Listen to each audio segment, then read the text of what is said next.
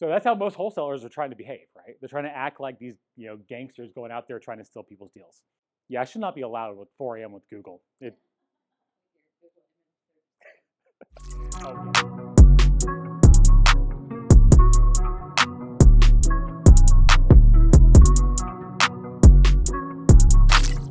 all right, great. How's everyone doing today? Good. Awesome, awesome. So my name's Chris. I've spoken here a couple of times already. I've been with Stepstone for, I don't know, Angie, how long has it been now? Forever?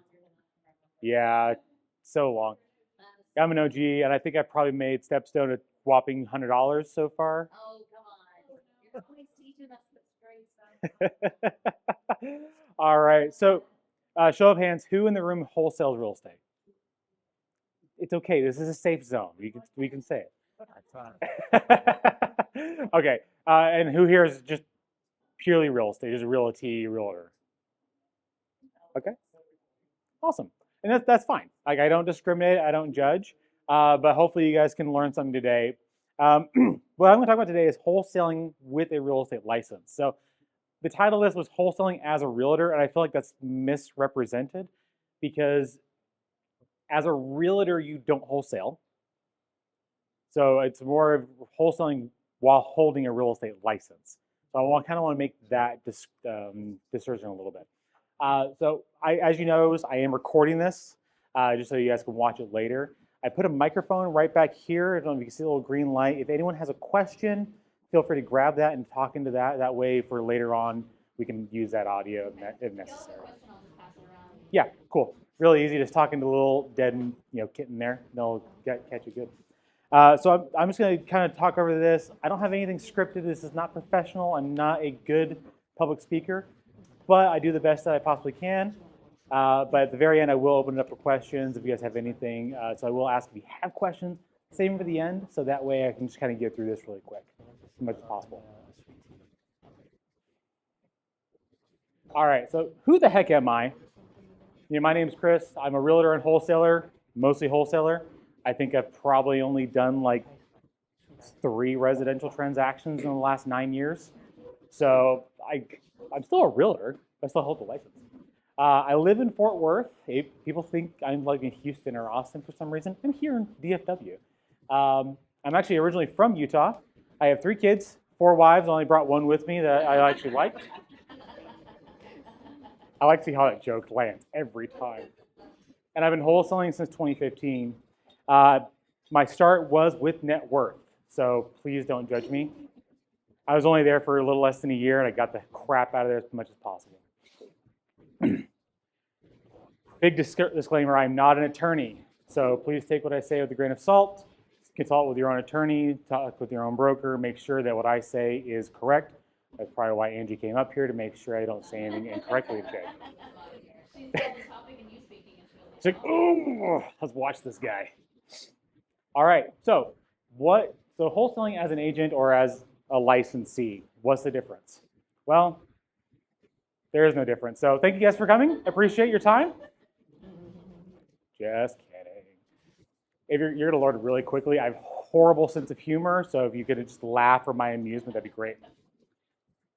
But they're just separate. So being a realtor and being a wholesaler, they're just 2 separate things. People get them confused all the time.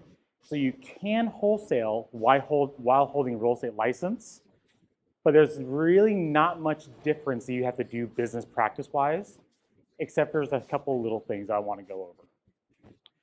So as a realtor, as we always know, this is an abridgment, as we all know. There's like a billion books out there to tell you how to be a realtor. But as a realtor, you're offering broker services. Now I'll get into a wholesaler in a second. So basically, you're offering broker services to a separate party. So you're representing somebody else. And your system is either buying or selling, and you take a commission. That's how you're paid. It's through a commission.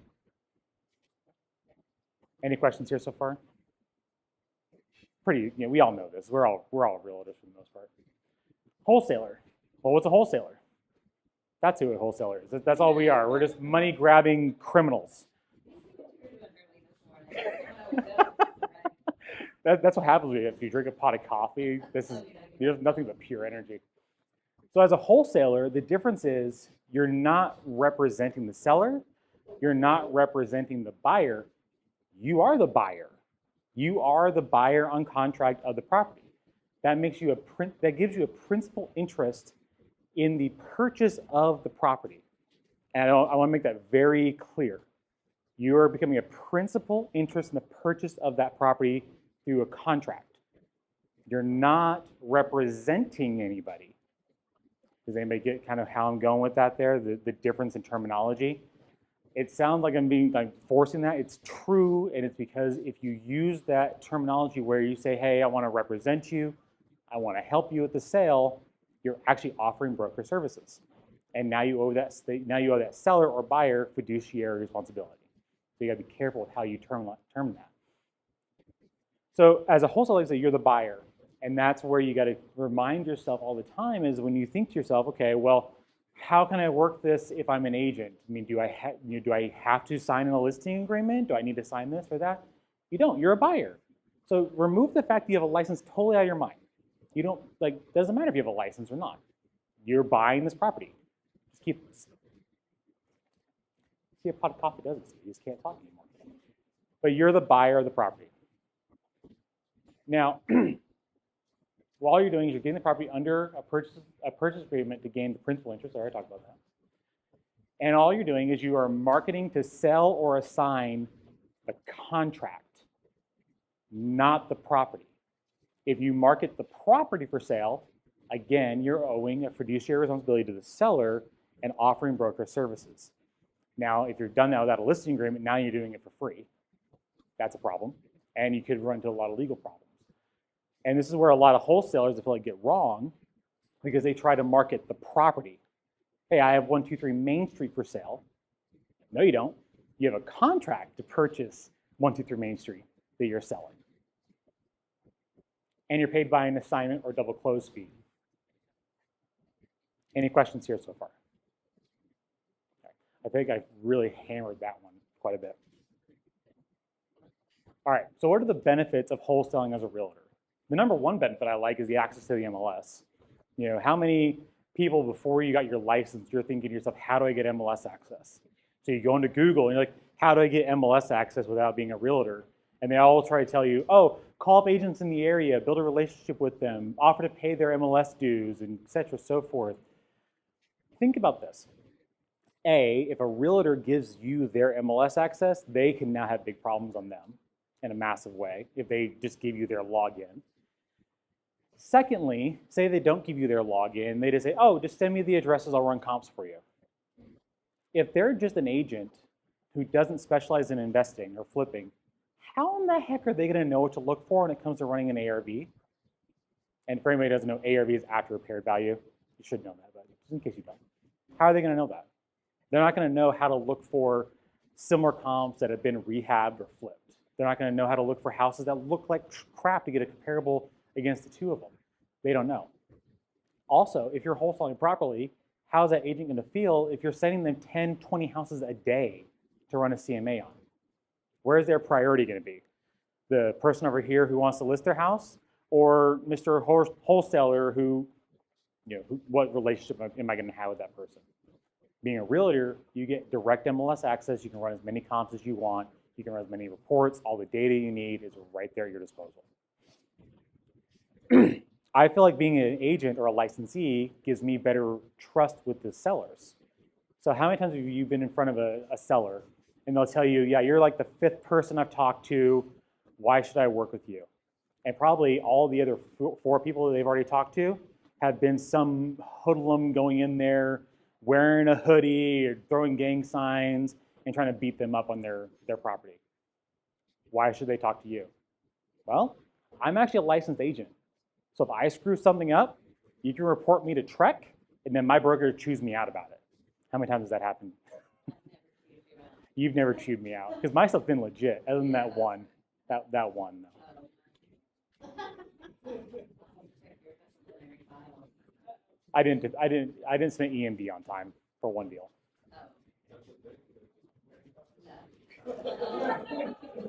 Internal. You don't have one, so you don't have We don't talk about them in here. So that's the only thing I like is that I feel like a seller will hold me to a higher regard when I tell them I have a license. And obviously I'm telling them I'm not representing them. But the fact that they see, oh, you're a licensed agent, okay, we can trust you as someone who knows the market, right? They give you better trust on that end. I also really like it because it builds professionalism with agents. So I do a lot of work where I actually buy from other real estate agents, and other real estate agents send me deals all the time. So they work with me versus, Joe buys houses, because Joe buys houses, he's just some guy who watched YouTube University learning how to wholesale real estate. Why are they going to trust this guy who doesn't know what the crap he's doing versus a 9-year licensee who's dealt with multiple properties a year? And they know if I mess something up, they can report it to Trek. They already know, how that can work. You also get up-to-date market and industry knowledge, just like we are right here. Like we are in an atmosphere where we get up-to-date information about what's going on with NAR. We can keep all of those things updated, and we can use this to help pivot or adjust inside of our businesses, or communicate that to sellers, right? Give that information. And you can also get paid twice on an MLS deal.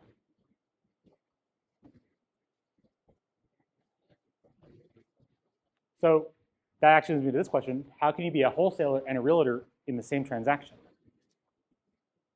Anybody have any ideas on that? You want to raise your hand. No, I'm just thinking, I don't know that it could be done, but I'm clearly ready to hear you tell me how it can be done. Okay, so I'm going to expand on this a little bit. So think about this. Say you look at a property that's on the MLS, and this property looks perfect.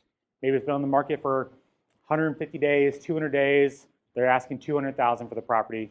You go in, you offer them 90,000. It's happened, right? Get that property under contract. You now have a contract on that property. You are an agent representing yourself.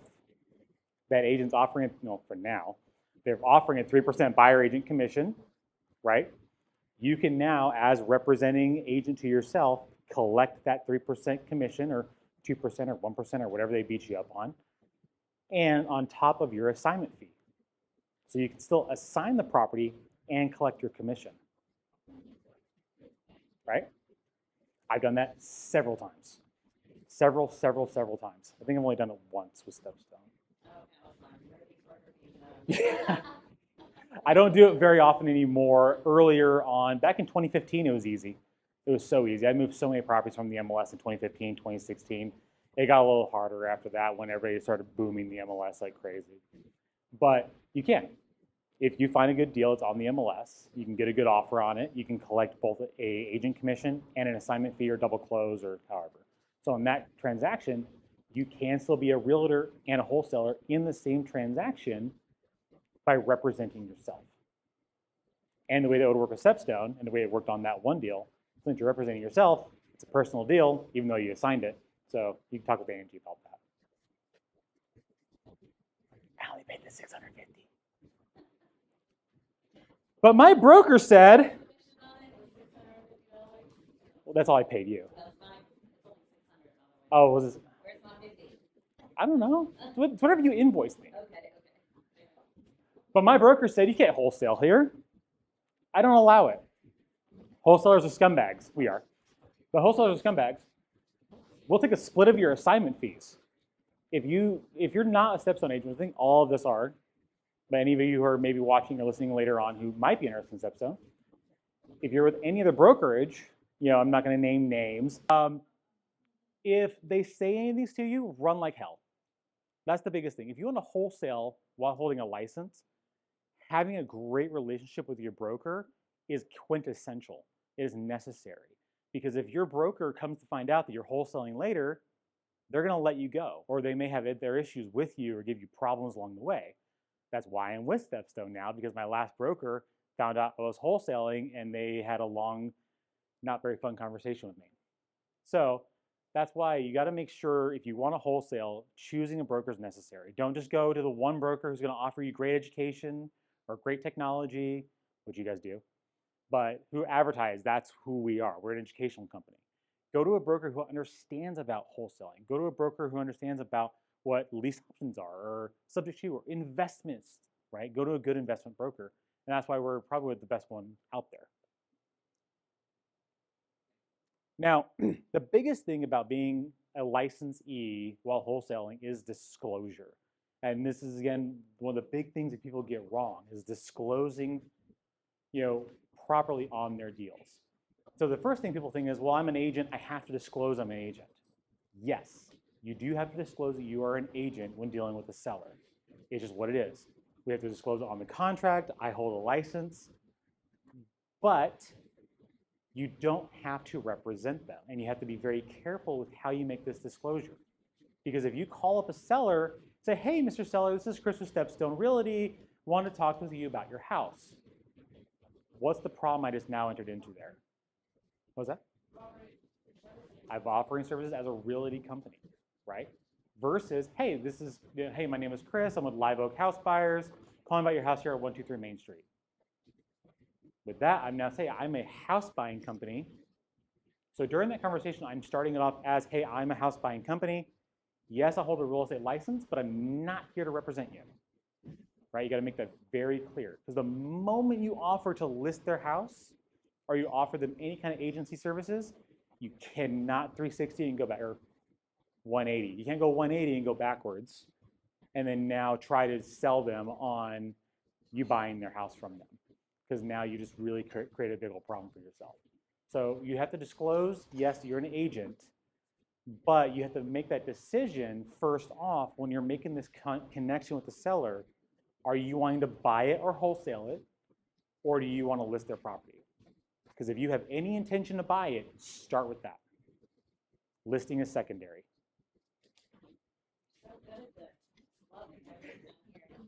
Thank you so much. So I just already kind of covered all this. So again, I created this like 4 a.m. this morning, so it's all bullet points for me. All right, regulation. This is the big topic that everyone's talking about right now. Who here has heard wholesaling is dead in Indiana? Or not Indiana, Illinois. Wholesaling is dead in Oklahoma. Wholesaling is dead in Virginia. Who's heard these things? Okay, some of us have.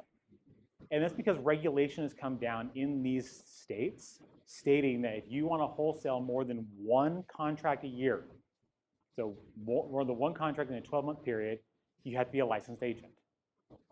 It is coming. Like, this is something that's coming, and I am 100% for it, 1,000%. This is not saying that brokers like Angie are going to want to dip into our wholesale fees. Please don't. Just kidding. But if they do, I'm not going to complain because it still allows me to work, right? But the biggest reason why I am for regulation on wholesaling with regards of licensure comes down to what I said before about being a realtor and telling somebody that you're a licensee. It creates trust and relationship with the seller and other agents and letting people know that you are a serious business person. For the most part, I mean, it takes what, an online course to get a real estate license these days? But still, it shows that you went through an educational process. You go through an annual educational process. You pay fees and dues, and you have a back-end organization that makes sure that you are falling in line, that you are not screwing things up for people, for the most part. I mean, think about it. How many times have you run into, who's ever bought a deal from a wholesaler? That's fun, isn't it? Right? Especially when you get that Joe Blow who went on to someone's YouTube channel or they bought someone's $5,000 course, teaching them to go and beat up sellers and tell them how terrible they are and how they have to sell their property because they're in foreclosure, and if they don't sell to you at some ridiculous price. How many times have you guys ran into that? Or even just talking to a seller about how they've dealt with these gangsters who come into their house trying to beat them up and scare them off because they came over in hoodies and Crocs on their feet. Yes, legitimately. And we even see it on Facebook. Like, you see it on Facebook, you see these guys going in there beating up legitimate investors and agents, acting all tough and mean and trying to scare people out. Regulation will remove 80% of those people because now they can't operate, right? Yeah, they'll try a little bit, they'll still be there, but a lot of those people will be weeded out because Trek's not going to put up with that, for sure. So I'm 100% for regulation on wholesaling. Like 2 minutes ago on TikTok, like a wholesaler. Oh, really? Yes. I don't even have TikTok on here because I can't stand it. Like, you see those idiots on there, again, I don't want to name names, but you see it. And you see these people, they're acting bullish to other sellers, to other investors, and they think that's a good way to do business. Anytime I love those guys. I say I hate it, but I love those guys because after a seller or an agent talks to 10 of them and they talk to me, I get the deal every time because they love the fact that I'm professional with what I do. At least I think I am. Right? So that's how most wholesalers are trying to behave, right? They're trying to act like these, gangsters going out there trying to steal people's deals. Yeah, I should not be allowed at 4 a.m. with Google. Oh, don't do that. So where do people go wrong? Telling people that they are helping to connect with investors, right? So here goes back to disclosures, right? So if a wholesaler, you're saying, hey, Mr. Seller, I connect with thousands of investors and I can get your property sold that way. What is you're wrong there? You're providing broker services. I am now offering to connect them with thousands of investors versus I'm the buyer. Me and my partners are looking to buy your property. Big difference there. So it all comes down to how you disclose and how you create and maintain that conversation. And at some point down the line, yes, just so you know, I do hold my real estate license.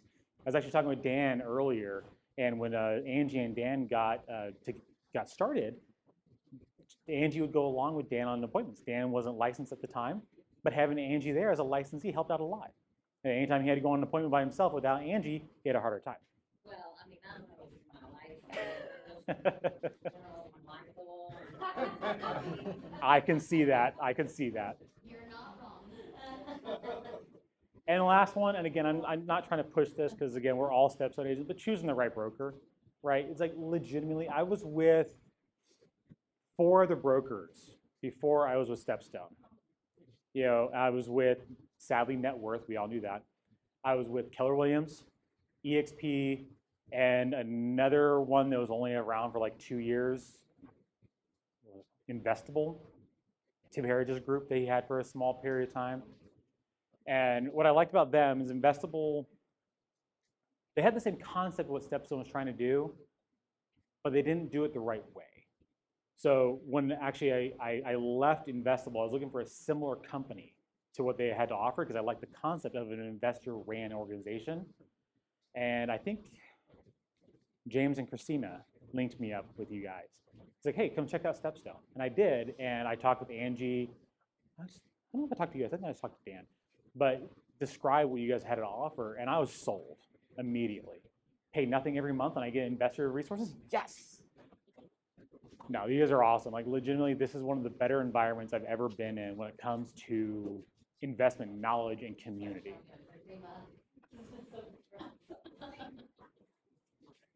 But I just say it, choosing the right broker makes a big, big difference. So I really did this today. I expected more non-Stepstone people to show up today. So. How many people are not with Stepstone? Awesome. When you join, my name is Chris Gibbons. I'm kidding.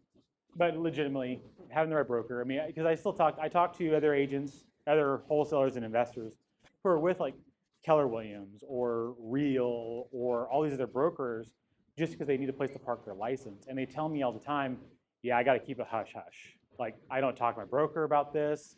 I had the same problem. When I was with Keller Williams, I went to go talk to my broker. And I'm like, hey, I'm working on this deal. We're going to be assigning it. She's like, whoa, whoa, whoa, whoa. What? I had that assignment word. It's like, we need to stop right now. I can't be a part of this. I talked to Angie about it. And she's like, oh, yeah, let's talk about it. So it makes a big deal. Anything. Mm-hmm. Yep. Well, it's like on that last slide where it said, I had my broker said, we're going to take a split of your assignment. Like, that's just wrong, in my opinion. I love the fact that Stepstone does not intermingle with our assignments, but yet they encourage them, right? Because they know somewhere down the line they're still getting a business from it, which I love. So the most helpful things to have when you're working as a licensee is just disclose in all your contracts. Disclose, disclose, disclose, disclose, disclose. Don't try to hide anything, right? Now you have to disclose that you're assigning the contract. You have to disclose that on your contracts. agents. You have to disclose that you're an agent on your contracts. Why? Like, why not disclose? The more disclosure you have, the more protected you are, the more protected Angie is, the more happier everybody is. Just disclose. Using a separate email address from my realty business and my wholesale business is key. I know it doesn't seem logical. You think, oh, I'll just do everything from my Stepstone email. No, Angie's going to hate that because if she has to go back and audit her email transactions from her agents and she starts seeing assignment stuff that has nothing to do with Stepstone, that can all barrel down back on Stepstone, right? So I use two separate emails. I have my Gibbons Realtor at liveoakhometeam.com or whatever, and then I have Chris at liveoakrei.com. So I have two different things. Sounds very similar, but yet they're different at the same time because one's my wholesale investment business and one is my realty business. So there is kind of, what's that word? It's called it's kind of a Chinese wall in between my two businesses, but yet they still can talk to one another. It's not a Chinese wall, it's more like a glass wall. And again, we're not gonna talk about that again, a good broker. And that's it, guys. Any questions? How do we get on your buyers list? How do you get on my buyers list? On the next screen here, I'm gonna have a QR code you can scan. Yeah, would love to have you on my buyers list. All right, so get Oh, wait, here. There you go. Oh, perfect. This is a good one. All right, so getting started in the wholesaling business in today's day and age, right? Yeah. There's a ton of it out there that's going on. What's your advice moving forward? The first thing I would do is get your license if you don't already have it. I've had my license since day one. So I have never wholesaled without a license, so I couldn't even tell you what that's like. I've considered dumping my license every now and again because it's like, man, I'm paying all this hundreds of dollars a year to keep my license, so I really care about it because I'm not really using it. But I found, just based off a lot of these things I kind of talked about, why that's quintessential, I would really suggest getting your real estate license first. Second, you gotta just market like crazy, right? So wholesaling in a nutshell is just a numbers game. You know, it's similar to being a realtor, if you want to think of it that way. You're talking to X amount of sellers every single day, asking them if they want to list their property or they want to work with you in some way. But now you're just talking to a different product, right? You're calling up someone who has a house with a sunroof that they didn't intend for because something caved in their roof. So you're talking to them instead, and you're asking if they'd be interested in selling their property. So just talk to as many people as humanly possible about selling their property to start with. Like I wouldn't worry about, don't worry about getting your LLC, don't worry about getting your perfect email address, don't worry about any of that garbage, or your website, don't worry about that. Worry about talking to as many homeowners as possible about buying their property. The buyers will come later, like we just got a new one right now, right? So the buyers will come later on, worry about getting the property first. And don't you have a video on YouTube about cold calling? I have several videos Okay, on my YouTube. And on the next screen, I got a QR code for you guys if you want to take a look at, reach out to me, contact me. But I also have a small YouTube channel with like 5 videos on it where I've talked about cold calling and just general wholesaling in general. Thank you for the plug.